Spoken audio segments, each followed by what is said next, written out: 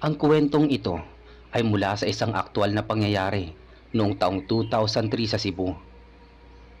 Gutom sa trabaho ang dalagang si Laika, kaya kahit anong oportunidad ay pinapatos niya. Isang araw, nireto siya ng kanyang ina sa kababata nito nga si Aling Taba na may karinderya sa isang baryo. Maganda ang alok ni Aling Taba, maayos na pasahod, libreng matutuluyan at libreng pagkain para kay Laika. Dahil malayo ang karinderya, mula sa kanilang bahay, doon na rin siya titira kasama si Aling Taba. Dahil buwang tiwala ng kanilang pamilya sa kababata ng ina, hindi na sila nagdalawang isip na papasukin si Laika bilang kusinera sa karinderya. Sobrang saya ni Laika. Gustong-gusto niya ang oportunidad na ibinigay sa kanya ni Aling Taba. Bukod sa maganda ang alok, mabait pa ito, kaya kampante siyang hindi sila magkakaproblema. Pagdating niya sa baryo, agad niyang napansin ang karinderya ni Aling Taba. Maganda, malinis at maaliwalas, yung tipong hindi ka magdadalawang isip na kumain kasi halatang maayos ang pagkakaluto ng mga pagkain. Ipinakita rin niya agad ni Aling Taba ang magiging silid ni Laika. Simple pero maganda, parang hindi silid ng isang kusinera. May kasama din siya sa loob ng karinderya, si Harold, mas matanda lang ng 3 taon sa kanya.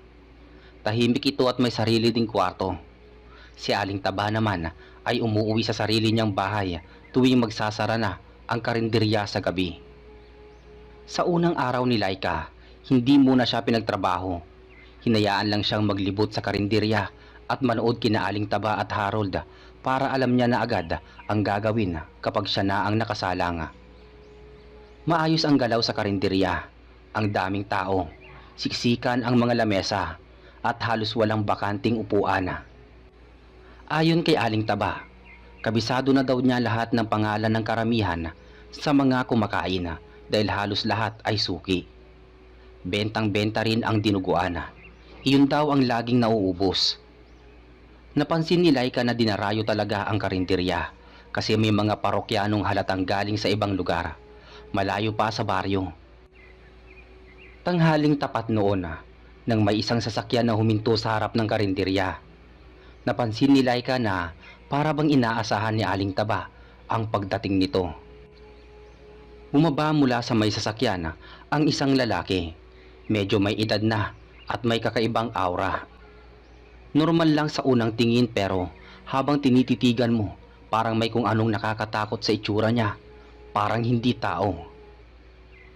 Lumapit ang lalaki kay Aling Taba at narinig mismo ni Laika ang sinabi nito. Yung espesyal na ulam mamaya. Dadaanan namin yan na madaling araw. Kasunod nun, iniabot ng lalaki ang isang makapal na bungkos ng pera. Nanlaki ang mga mata ni Laika. Anong klaseng ulam yon para bayaran ng ganoong kalaking halaga? Napansin din niyang tumingin si Aling Taba kay Harold at si Harold naman ay tumango. Parang naintindihan ang sinabi ni Aling Taba at hindi na kailangan pang ipaliwanag. Pagkaalis ng lalaki, tila walang nangyari. Bumalik sila sa kanilang normal na gawain pero si Laika hindi mapakali. Nagsimulang maglaro sa isipan niya ang tanong na, anong meron sa espesyal na ulam na yun? Bandang hapon, nagpasya na si Laika na tumulong sa karinderya. Nagluluto na ulit si Aling Taba ng mga bagong potahe dahil naubos na ang karamihan. Marami pa raw kasi darating na kakain mamayang gabi. Si Laika ang inutosang maghatid ng mga ulam sa mga mesa. Habang paikot-ikot siya sa karinderya, napansin niyang kakaiba ang tingin sa kanya ng mga tao. Parang may takot o parang may alam silang siya lang ang hindi nakakaalam. Pagkaabot niya ng isang ulam at pagtalikod niya, narinig niya ang isang lalaki na nagtanong. Aling Taba, bago ba to sa mga putahe mo? Ngayon ko lang nakita. Napangiti si Aling Taba pero may halong pag-aalangan. Parang pilit at malamig. Tapos sinulyapan niya si Laika ng makahulugan. Isang tingin na para bang sinasabi nga, "Huwag mo yang pansinin." Hindi man sinabi ng direkta, ramdam ni Laika ang babala sa tingin ng matanda at sa loob-loob niya, nagsimula na siyang kabahan. Bandang 10:00 ng gabi pa daw sila magsasara. Ganoon daw talaga sa karinderya. Marami pa kasing kumakain kahit gabi na, kaya halos hindi sila magkanda-ugaga sa pagkilos. Nang oras na ng pagsasara, umalis na si Aling Taba. Iniwan na silang dalawa ni Harold. Sila na raw ang bahala na magligpit at maghanda para bukas. Gustong-gusto sana makipagkwentuhan ni Laika kay Harold, pero tila hindi ito interesado. Sobrang lamig ng pakikitungo at ni hindi man lang siya tinitignan sa tuwing nagsasalita siya. Maya-maya, oras na ng tulugan. Ngunit nakaramdam ng pag-ihi si Laika, kaya napilitan siyang bumangon at sa pagpunta niya sa banyo, nadaanan niya ang kusina. Doon niya nakita si Harold, abala sa pagsasaayos ng mga sangkap. At sa isip ni Laika, baka iyon na ang espesyal na ulam na tinutukoy ng lalaking dumating kanina. Nagmadali man siya, sinigurado niyang masusulyapan ang niluluto ni Harold. Agad na umagaw ng pansin ang isang karne sa mesa. Hugis hita. Hindi siya sigurado kung pata ba yun ng baboy o hita ng tao. Kasi ang haba nito, hindi normal na karaniwang paa ng baboy. Pagkatapos niyang umihi at muling dumaan sa kusina, wala na ang karne. Parang minamadali ni Harold ang pagtatadtad nito. Hindi na makatulog si Laika. Nakatulala lang siya sa kama habang pinapakinggan ang mga tunog mula sa kusina at si Harold naman abala pa rin sa pagluluto. Naririnig din niya itong kumakanta, pero may kakaiba. Parang sobrang lalim at medyo warat ang boses na halos hindi mo maintindihan ang tono. Wala siyang narinig na tunog ng mantika, marahil sabaw ang niluluto, lalo na't nakita niya kanina ang malaking kalderong nakasalang sa kalan. Ilang saglit pa, nagsimulang kumalat sa buong bahay ang amoy ng niluluto. Napakabango, amoy bulalo, pero napakunot si Laika. "Hindi ba't pata ng baboy ang nakita ko kanina? Bakit parang amoy bulalo ng baka?" Habang tumatagal, lalo siyang ginugutom sa amoy. Parang inaakit siya ng halimuyak mula sa kusina. Pero may kung anong pumipigil sa kanya. Hindi takot, kundi isang pakiramdam. Pakiramdam na hindi dapat. Makalipas ang ilang oras, narinig ni Laika ang pagdating ng isang kotse sa labas ng karinderya. Sinalubong ito ng yabag ni Harold. Mabigat, parang may binubuhat siya. Maya-maya lang, tumahimik na ang paligid. Ang huli lang narinig ay ang pagsara ng pinto ng silid ni Harold. Doon lang siya naglakas loob na lumabas. Tahimik ang kusina, walang tao. Malinis ang lahat, parang walang niluto kahit isang kaldero. Pero sa kabila ng kaba, matinding gutom ang nararamdaman niya. Dahan-dahan siyang nagbukas ng freezer. Naghahanap ng karne na maaari niyang lutuin para kahit papaano'y makakain siya. Habang patuloy siya sa paghahalungkat, parang lalong bumibilis ang tibok ng kanyang puso. Parang may mali. Kapag nadapuan ng langaw ang karne na yan, sa kakabukas mo at pagbagal-bagal mo ng kilos, ikaw ang isasahog namin. Napapitlag si Laika. Si Harold pala. Hindi niya namalayang nasa likod na ito. Tahimik niyang sinara ang freezer. Samantala, inabutan siya ni Harold ng karne mula sa maliit na refrigerator sa gilid. "Mula ngayon, dito ka lang kukuha. Yan ang karne na para sa atin. Huwag mong gagalawin na nasa freezer. Ako ang bahalang magtadtad doon. Ikaw magluto lang. Dapat hanggang doon ka lang." Tahimik na tumango si Laika, pero sa loob-loob niya, mas lalo siyang kinabahan. Pritong baboy na lang ang pinili ni Laika bilang panawid gutom. Mas madali kasi itong lutuin. Ramdam na niya ang pagod at antok, pero pilit niya munang pinunasan ang kaba sa kanyang dibdiba. Kailangan niyang magpahinga. 4:00 ng madaling araw pa lang ay darating na si Aling Taba para simulan ang mga gawain, at pagsapit ng 5:00, bubuksan na ulit ang karinderya. Pagsapit ng kinabukasan, maaga silang naghanda sa kusina. Sabay nagluluto sina Aling Taba at Laika. May kaldereta, giniling, paksiw, kare-kare, at minudo. Si Harold naman ay abala sa pagtatadtad ng karne sa likod. Si Aling Taba ang nag-aayos ng mga sangkap habang si Laika ang siyang sumasalo sa halos lahat ng pagluluto. Wala namang hirap iyon kay Laika. Sanay siya sa kusina at magaling talaga siyang magluto. Napansin ni Laika sa gilid ng kalan, may niluluto palang pansit bihon si Aling Taba.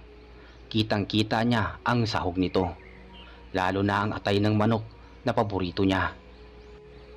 Natakam siya, kaya agad siyang humingi pagbalik ni Aling Taba. Ngumiti lang ang babae at siya na ang nagsandok. Napakunot noo si Laika nang mapansin na wala na ang atay na nakalagay sa plato niya. Pero hindi lang siya umangal. Laman tiyan pa rin yun at gutom na gutom siya. Habang kumakain siya, bukas na ang karinderya. Si Aling Taba ay abala sa pagtanggap ng mga suki, habang si Laika na Maya balik ulit sa pagluluto. Mula sa kinatatayuan niya, pinapanood niya si Harold na walang tigil sa pagtatadtad ng karne. Pansin ni Laika ang laki ng mga piraso. Sabi ni Harold, karni daw yun ng barakong baboy. Pero sa loob-loob niya, ganun ba talaga kalaki ang karne ng baboy? Pagkatapos maluto lahat ng putahe, lumabas si Laika para tumulong sa pagbebenta. Doon niya tuluyang napagmasdan ang mga kumakain. Hindi talaga normal ang kilos nila. Parang lahat sila gutom na gutom. Mabilis kumain, walang pakialam sa paligid. Nakakailang balik sila ng ulam, samantalang isang takal lang ang kanin na kinukuha. Parang ulam lang ang habol nila. Napaisip si Laika, kaya siguro malaki ang karne kasi puro patay gutom ang kumakain. Pero agad niya rin sinantabi ang iniisip. Siguro okay lang, baka ito rin ang dahilan kung bakit malaki ang sahod nila doon. Pagsapit ng tanghali, sobrang pagod na si Laika. Halos hindi siya makatayo sa dami ng gawain. Kaya saglit siyang tumambay sa kusina habang inaasikaso pa ang ibang niluluto. Habang nagpapahinga, napatingin siya sa may basurahan.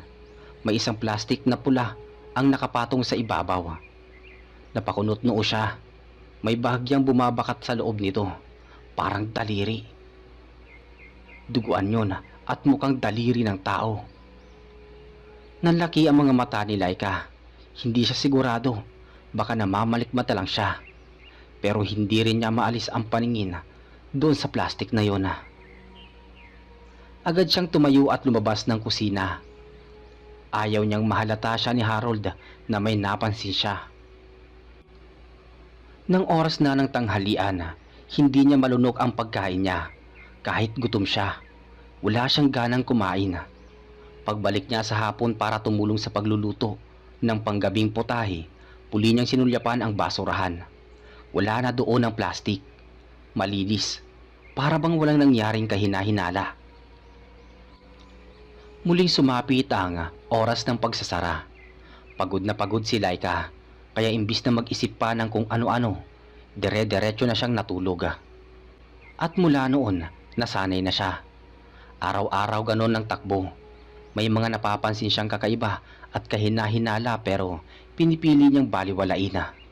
Baka dahil sa pagod lang, baka dahil sa gutom, o baka dahil sa natatakot siyang malaman ang totoo. Samantala, hindi pa rin niya makasundo si Harold. Tahimik ito, malayo ang loob at tila may laging tinatago. At si Aling Taba, siya pa rin ang sumasandok ng pagkain ni Laika. Hindi siya kailanman pinapayagang kumuha sa sarili niyang plato. Isang gabi, hindi napigilan ni Laika ang sarili. Gutom na gutom siya at naaamoy niya ang bagong lutong dinuguan, ang paborito niyang putahe. Tahimik siyang lumapit sa kaldero. Sinandok ito ng marahan at halos hindi gumalaw ang hangin sa paligid. Habang sinasalin ito papunta sa kanyang plato. Ngunit bago pa man siya makalayo, Ramdam niyang may mga mata sa likod niya. Paglingon niya, nandoon si Aling Taba. Tahimik, walang sinasabi, pero mabigat ang tingin. Wala nang sumunod na salita, pero simula noon, hindi na siya muling nagtangkang kumuha ng pagkain nang hindi ito ang nagbibigay. Lalo siyang kinilabutan dahil doon. Doon na niya napagtanto. Oo nga't libre ang pagkain pero may kapalit, may limitasyon. Hindi pala siya basta-basta pwedeng pumili. Lahat ng isusubo nila ay kontrolado. Napaisip siya kaya siguro may sariling maliit na ref para sa kanila ni Harold. Hiwalay sa mga karne ng freezer. May mga karne na para lang sa mga customer. At ang mga customer, hindi basta-basta. Sa bawat araw na lumilipas, lalo niyang nararamdaman na para siyang nakakulong sa isang sistema na hindi niya lubusang nauunawaan, pero alam niyang may mali. Isang tanghali, muling dumating sa karinderya ang matandang lalaki. Minsan nang nagpabili ng espesyal na ulam. Tahimik siyang umupo sa sulok, pero hindi nakaligtas sa mata ni Laika ang bungkos ng pera na muli nitong iniabot kay Aling Taba. Gaya ng dati, tinanggap iyon ng babae na tila inaasahan na talaga ang transaksyon na iyon. Doon na siya nagpasya, hindi na sapat ang magmasida. Kailangan niya nang malaman kung ano talaga ang niluluto tuwing madaling araw. Ano ba ang laman ng kaldero? Bakit tila pinakamabango iyon sa lahat kahit hindi niya nakikitang hinahalo o tinitikman? Ngunit bago pa man niya maisakatuparan ang plano, naputol ito. Bago sila magsara, kinausap siya ni Harold. May darating daw na grupo ng mga lalaki sa hating gabi para magkatay ng baboy sa likod ng karinderya. Hindi raw ligtas sa labas kapag ganoong oras, lalo tiyak na magiinuman ang mga ito.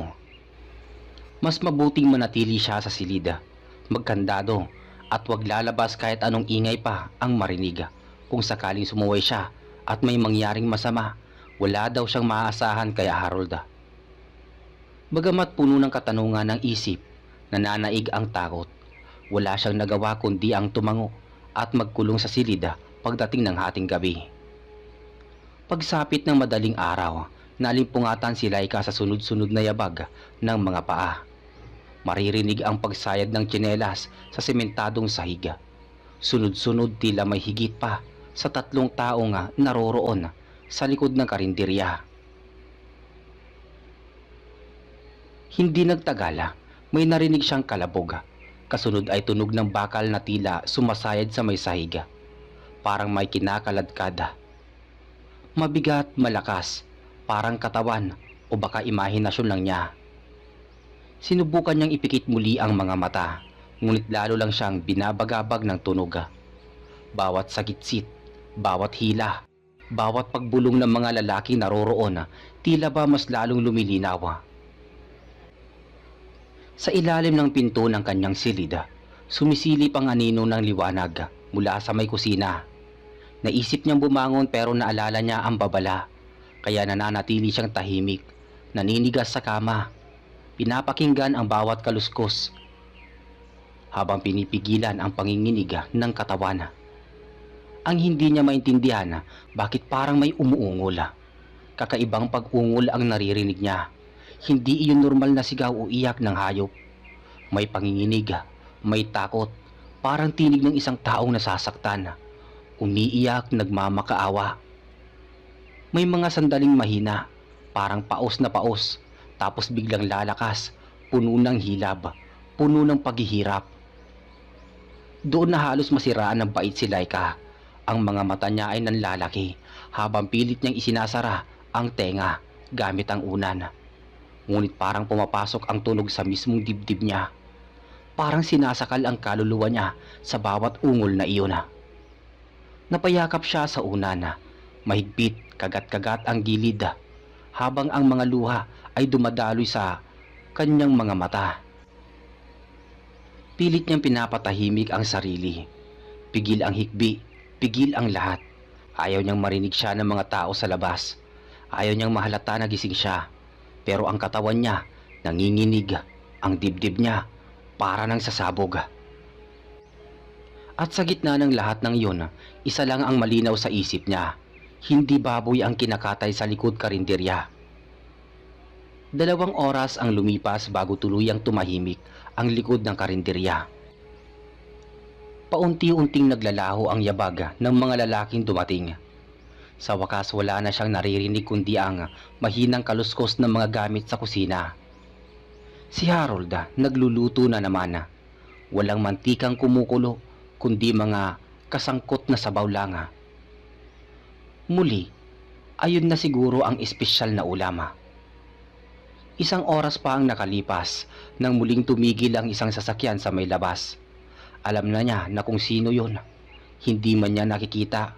Malinaw sa pandinig niya ang pagbukas ng pintuan, ang pagbati at pagbitbit ni Harold ng tila mabigat na bagay. Marahil ay ang bagong luto. Ilang saglit pa, umalis na ang sasakyan. Muling bumalik ang katahimikan. Ngayon mas tahimik pa sa dati, pero hindi na panatag ang loob ni Laika. Hindi katahimikan ng pahinga ang nararamdaman niya, kundi katahimikan ng isang bagay na dapat ay hindi naririnig dahil may tinatago. Kinabukasan tahimik ang paligid ng kusina. Pero ang dibdib ni Laika ay parang may rumaragasang tambol. Habang abala sina Aling Taba at Harold sa labas, mabilis siyang pumuslit, pumunta sa madilim na bahagi ng karinderya. Sa silid na malapit sa katayan, isang lugar na dati sinabihan siyang huwag papasukin. Malapit iyon sa banyo, kaya hindi halata ang kilos niya. Huminto siya sa harap ng pintuan. Wala itong kandado. Bahagyang nakaawang, dahan-dahan niya itong itinulak, sapat para sumilip sa loob. Amoy kalawang na bakal at luma. Halo na naamoy na natuyong dugo. Sa loob may mga lumang mesa, mga tabing, plastik, sako-sakong puti na tila may mga laman. At sa gilid, mga gamit na tila hindi para sa hayop. Mga kagamitan na para sa mas maselang paghiwa, mas manipis, mas pino. Napaatras siya. Isasara na sana niya ang pinto nang may mapansin siya sa gilid. Isang piraso ng damit na parang pang-itaas at may bahid ng dugo. Napahawak si Laika sa sariling bibig. Pilit na pinipigil ang pagsigaw. Nanginginig ang tuhod niya habang unti-unti siyang lumuhod para masilip pa ang lalaking nakagapos sa ilalim ng lamesa. Ang mga mata nito ay punong-puno ng takot at tila humihingi ng tulong gamit lamang ang tinig. Putol ang isang kamay nito, ang isa naman ay tila bagong hiwa pa lang. Basa pa sa dugo. Ang bibig nito ay nakabuka. Nangingitim ang gilid ng labi at wala na ang dila. Halatang sinadya upang hindi ito makasigaw. Nanigas si Laika, parang tinamaan ng kuryente ang buo niyang katawan. Hindi siya makakilos, hindi makaisip ng tama. Gusto niyang tumakbo pero parang nakadikit ang kanyang mga paa sa may sahig. Ang tahimik na karinderya ay biglang naging lugar ng bangungot. Kailangan niyang makaalis sa kwartong iyon pero paano? Paano kung may makakita sa kanya? At ang mas malaking tanong, ilang tao pa ang nawawala sa loob ng karinderya? Kaya naman pinilit ni Laika ang sarili na kumalma. Pilit niyang nilulunog ang kaba kahit nanginginig pa rin ang katawan niya. Dahan-dahan sang umatras mula sa ilalim ng lamesa. Pilit kinukontrol ang hininga para hindi mahalata ang takot. Paglabas niya ng silida, agad siyang nagtungo sa lababo at nagkunwaring naguhugas ng pinggan. Tila walang nakita, tulad ng dati. Sa loob niya nanginginig ang kaluluwa niya sa takot. Gusto niya nang umalis pero alam niyang isang maling galaw. Baka siya na ang sunod. Napaisip siya sa pamilya niya. Paano kung balikan sila kung sakaling tumakas siya? Paano kung pati sila'y mawalan ng ulo gaya ng mga misteryosong karne na ginagawang espesyal na ulam? Ang tanging magagawa niya ngayon ay magkunwaring wala siyang alam.